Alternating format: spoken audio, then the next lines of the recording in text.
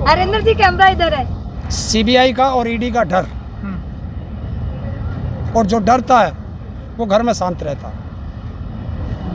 और अब जनता को लड़ना पड़ेगा, क्योंकि राजनेता जो लड़ाई नहीं लड़ पा रहे, तो जनता को मैदान में आके लड़ाई लड़नी है। और वो जनता शुरू कर चुकी है कि जिस तरीके से एक पुलिस वाले को, एसपी को, आपने उसकी एसपी की बाइट सुनी होगी कि एसपी कह रहा है कि यहाँ पे बीजेपी वाले मार रहे हैं, और हथगोले, हैंड ग्रेनेड, क्या क्या बता रहा है। तो ये राम राज्य नहीं हो सकता।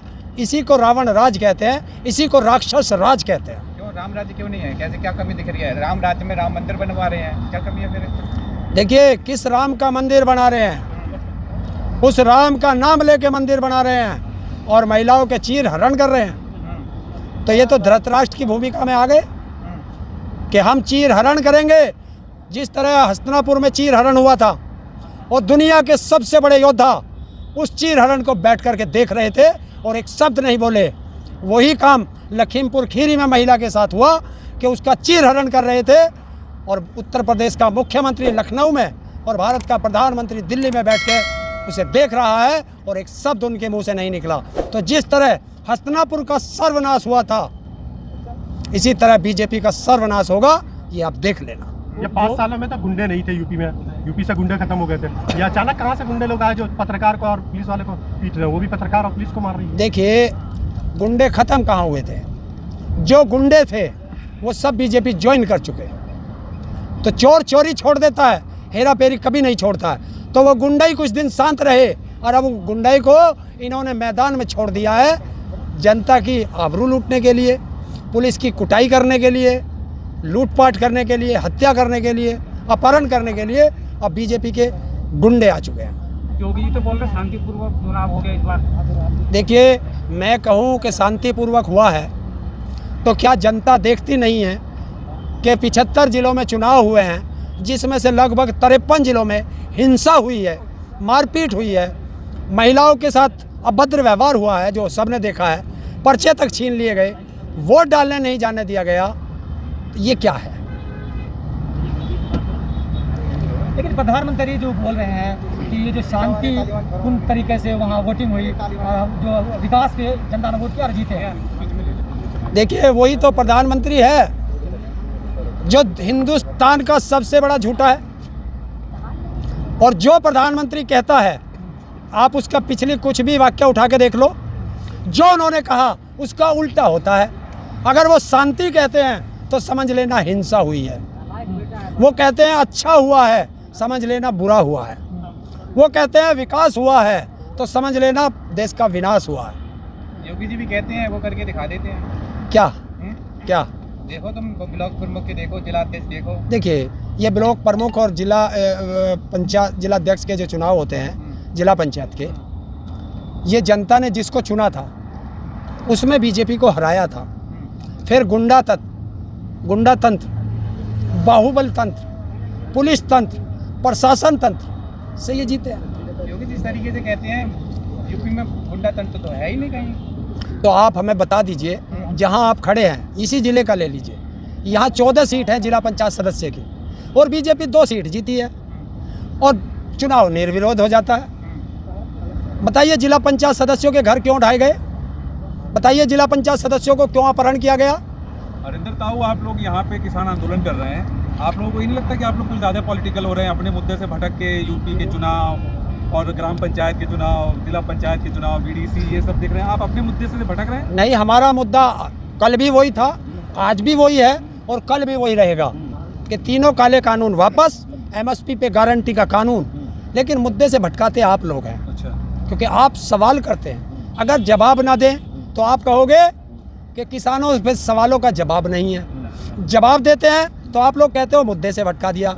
आप यूपी सरकार को आप कहोगे कि आपके कानून तो केंद्र सरकार से, तो भाई यूपी सरकार से भी हमारा गन्ने का पेमेंट आना था, नहीं आया। यूपी सरकार से हमें एमएसपी मिलनी थी, वो नहीं मिल पा रही।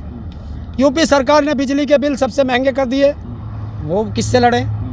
जो हम धान की रोपाई करते, उधर आसमान से इंद्रदेव नाराज हैं, बारिश नहीं हुई। डीजल 50 से 100 पे पहुँच गया। तो बताइए कैसे हमारी खेती की आय दुगनी हो जाएगी? हम तो सब चीज़ से पूछेंगे।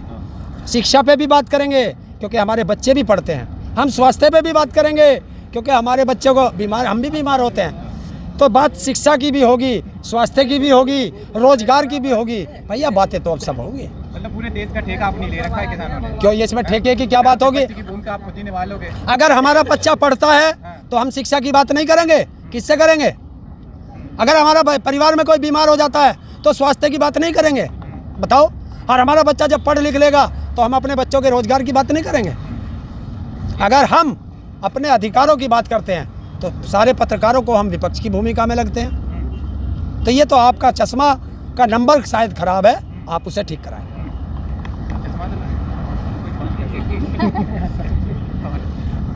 लेकिन राजनीति तो आप शुरू से ही कर रहे थे बंगाल चुनाव को लेकर यहाँ भी, लेकिन उत्तर प्रदेश में जिस तरह से योगी सरकार दावा कर रही है, तो क्या जो किसान है, ये किसान पे भरोसा है योगी सरकार को? आप वोट करेंगे? देखिए, जब तक वोट नहीं पड़ती हर कैंडिडेट कहता है मैं जीत रहा हूँ। आप गांव का ले लो, 4 या 5 प्रधानी का चुनाव लड़ते हैं और उसको प्रधान को भी पता है कि मुझे 5 वोट पड़ी है, लेकिन जब तक वोट नहीं खुलती वो भी कहता है मैं तो 500 वोट से जीत रहा हूँ। योगी जी तो दावा कर रहे हैं ना कि 300 पार यूपी में। देखिए, ये योगी जी हो, चाहे तड़ीपार हो, चाहे झांसाराम हो, ये बंगाल में भी दावा कर रहे थे, ये दिल्ली में भी दावा कर रहे थे, ये राजस्थान में भी दावा कर रहे थे, ये मध्य प्रदेश में भी दावा कर रहे थे, ये छत्तीसगढ़ में भी दावा कर रहे थे, ये झारखंड में भी दावा कर रहे थे। दावा करने में कोई पैसा थोड़ा ही लगता है। मुंगेरी लाल के हसीन सपने हैं, वो तुम भी देख लो। ताऊ, अब तो बिल तो वापस नहीं होने के, कृषि मंत्री ने साफ कर दिया, क्या करोगे? सरकार वापस होगी सरकार वापस करो। और क्या करेंगे? कब करोगे? 2024 बैठे रहोगे जब तक? बैठ, और क्या, ना खड़े भी हो जाते हम तो। लंबा टाइम नहीं, बहुत ज्यादा। ये कि 24 में आप बीजेपी को हरा ही पाएंगे। तो फिर 5 साल इंतजार करेंगे। तो तुम्हारे मन में भी ना मतलब कानून ये वापस हो, क्यों? इंतजार करते रहो बस। देखिए, हम लोगों का क्या है, हाँ। हम शांति प्रिय आदमी हैं। सरकार से वो क्या लड़ें? लाठी डंडे से तो लड़ा नहीं जाएगा, फंडिंग आ रही है, गोली से तो लड़ा नहीं जाएगा। तो एक काम करो ना पत्रकार महोदय, आप भी बैठ जाओ फंडिंग लेके, आप भी बैठ के देखो। हाँ, तो लोग कमेंट्स में ये कहते हैं इनको क्या, जो किसान है काम कर रहे हैं, आप जो है आप कांग्रेस या और अदर पार्टी से पैसे आ रहे हैं, आप बैठ के खा रहे हैं। जब तो हम comment करते हैं। जब हम 2013 में जंतर मंतर पर आंदोलन कर रहे थे और बीजेपी वाले हमारे पास आते थे, तो ये अपने दिल पे हाथ रख के कसम खाएं कि क्या बीजेपी वाले फंडिंग देते थे? ये तो राजनेताओं का काम है कि इल्ज़ाम लगाओ और पतली वाली गली से निकल लो। और 2024 में सरकार आती है तो इसका मतलब जनता ने तो बिल एक्सेप्ट कर लिया था। अब वो देखेंगे जनता, क्यों भाई, ये तो तुम बंगाल में भी कहते थे, जब बंगाल का चुनाव था तब भी आप ये बात करते थे कि अगर बंगाल में सरकार आ गई तो, सरकार आ गई तो, और हम कहते थे नहीं आई तो, फिर तुम्हारा जवाब नहीं निकलता था। किसानों का तुक्का लग गया है, इस बार है? तुक्का लग गया बंगाल के अंदर। चलो, आपको ये लगता हो तुक्का लग गया, जहाँ बीजेपी पूरी बीजेपी लगी थी, देश का प्रधानमंत्री लगा था, सारा मंत्रिमंडल लगा था, सारे सांसद और विधायक लगे थे, और बीजेपी के भारत में जितने मुख्यमंत्री हैं वे सब लगे थे, और आरएसएस लगी थी बंगाल के अंदर। ये तो सारी ताकत थी, कुछ बचा था बीजेपी पे? तो बंगाल तो छोटा है। बंगाल और यूपी में अंतर है। बंगाल में सत्ता में थी टीएमसी और यहाँ पर सत्ता में है भारतीय जनता पार्टी, तो अंतर तो दोनों में है ना। तो हर बार सत्ता में ही रही है। उत्तर प्रदेश का एक नियम भी रहा है कि रिपीट नहीं करता है, और 1995 से आज तक का इतिहास उठा लो कि जिस पार्टी ने ये जिला पंचायत और ब्लॉक प्रमुख जीता है उसे सत्ता से जाना पड़ा है। लेकिन उत्तर प्रदेश में एक इतिहास भी है कि जब भी वोट पड़ता है वो जात और धर्म पे पड़ता है, तो जिनका धर्म उनको वोट करेंगे, जिनकी पार्टी के लोग रहेंगे। हाँ, हाँ, नहीं, पार्टी को ही वोट होगा, और क्या मुझे वोट होगा भाई? किसी ना किसी पार्टी को ही तो वोट होगा। हाँ। मुझे थोड़ा ही होगा। मजबूत कौन है वो? है? कौन मजबूत है उत्तर प्रदेश में? आ जाएगा, हाँ? आ जाएगा। योगी मजबूत है, बीजेपी मजबूत है, आपको भी पता कौन है। कह रहा मजबूत है? अभी तो मैंने बताया कि जब इसके घर ढा दिया गया कि वोट दे वरना तेरा घर ढा देंगे, इसके बेटे को उठा लिया कि वोट दे वरना तेरा बेटे को नारकोटिक्स में अंदर कर देंगे। हाँ। हैं? महिलाओं का चीर हरण कर रहे हो, ये वोटिंग होती है? तो फिर आप डर से वोट करेंगे इस बार? क्या? डर के मारे वोट करेंगे? नहीं, अब तो जनता वोट करेगी, और जनता किसी से डरती नहीं है। वे 10-20 लोग डरते होंगे, ये जनता नहीं डरती है। जनता ने तो जिला पंचायत सदस्य में बीजेपी हराई, जनता ने बीडीसी में हराई, जनता ने प्रधानी में हराई, और जनता 2022 के विधानसभा में हराएगी और 2024 के लोकसभा में हराएगी। वो तो पता चल गया ही था, जिसे हम प्री वोटिंग कहते हैं, उसमें सब बीजेपी के ही जीते हैं। अरे पिछले इलेक्शन में सपा जीती थी सारे, कहाँ गई? ये जनता है, जिसको चाहेगी सर पे बैठा लेगी। आप कह रहे जनता, वहीं रामपुर में देख लीजिए, प्रयागराज में देख लीजिए, जब प्री वोटिंग में जीती थी बीजेपी, सबसे बड़ी पार्टी वहीं हुई थी, जश्न मनाया जा रहा था, योगी जी भी उसमें शामिल थे।